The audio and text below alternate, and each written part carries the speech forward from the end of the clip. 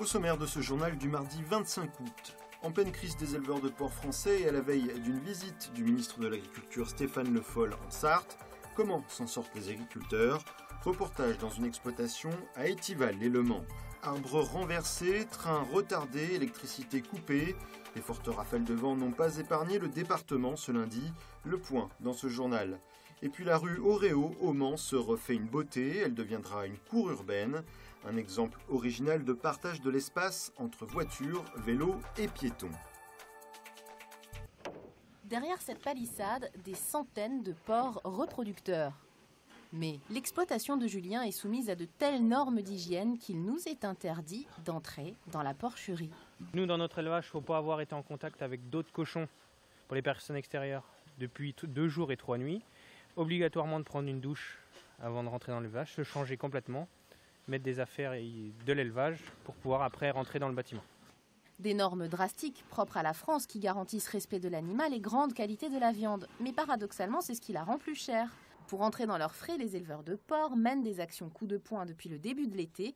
Mais les 1,40 € du kilo promis par le gouvernement sont loin d'être respectés par les grands transformateurs.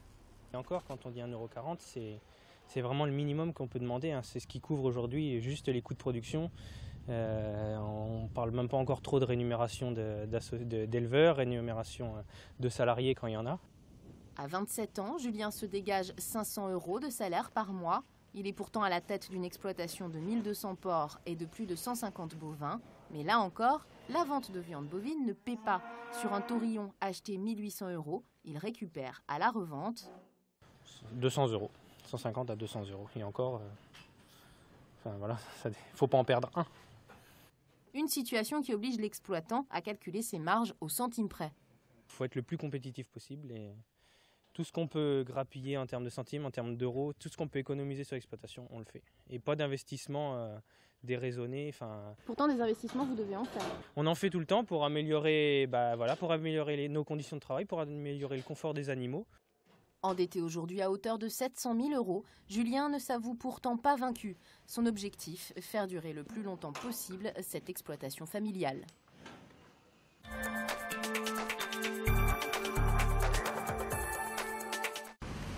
Il faisait un vent à vous déraciner un platane ce lundi en Sarthe. Au Mans, celui-ci a littéralement coupé l'avenue de la Libération sans faire de victimes. Un miracle. Je m'apprête à traverser, j'ai entendu un gros boom. C'est l'arbre qui était là, qui est donc tombé sur la voiture. Là. C'est tombé net, les racines sont restées dans le sol. C'est bizarre quand même, centre-ville. J'imagine ça dans 10 jours, le jour de la foire aux oignons, quoi. Une quarantaine de platanes longent cette avenue. Ce sont les plus anciens de la ville, 60 à 70 ans. Ce sont des arbres qui commencent à être vieillissants. On savait qu'on devait penser à leur remplacement. Là, on s'est aperçu effectivement, quand il est tombé, on voit bien qu'il était creux sur une partie simplement basse de l'arbre. Ces platanes sont régulièrement expertisés, tous les 4 à 5 ans. Le risque zéro n'existe pas.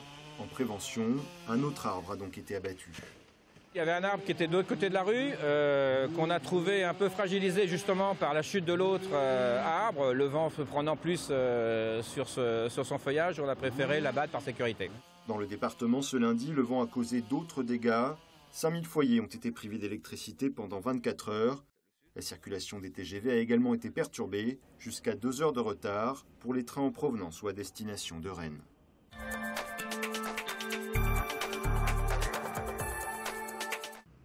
Des bâches pour protéger les piétons, le centre-ville du Mans fait face à des travaux un peu particuliers, le désamiantage de la rue Auréo. On brumise de l'eau au fur et à mesure qu'on décroute les enrobés. On décroute au fur et à mesure, ce qui évite de faire trop de clivage, de trop casser les matériaux et donc de créer de la poussière, comme ça peut être le cas avec le rabotage. Le matériau, utilisé jusqu'au début des années 90, est présent dans les 5 premiers centimètres de la chaussée. C'est la première fois que la ville est confrontée à ce problème. Conséquence pour ce chantier, un surcoût de 15 000 € pour une enveloppe globale de 300 000. La délicate opération doit durer plusieurs jours. Viendront ensuite le terrassement, les travaux de réseau, puis les aménagements du secteur. La rue Auréo deviendra une cour urbaine. C'est un espace où toutes les circulations sont partagées et donc forcément apaisées. Vous n'avez plus de zone réservée à la circulation automobile, au vélo ou aux piétons. Toute la circulation est mélangée. Et ce qu'on espère de ce type d'aménagement et ce qui se vérifie partout, c'est que ça donne un effet au contraire d'apaisement. On a l'impression d'être vraiment dans une cour plutôt que sur une voirie. Fin du chantier à la mi-décembre.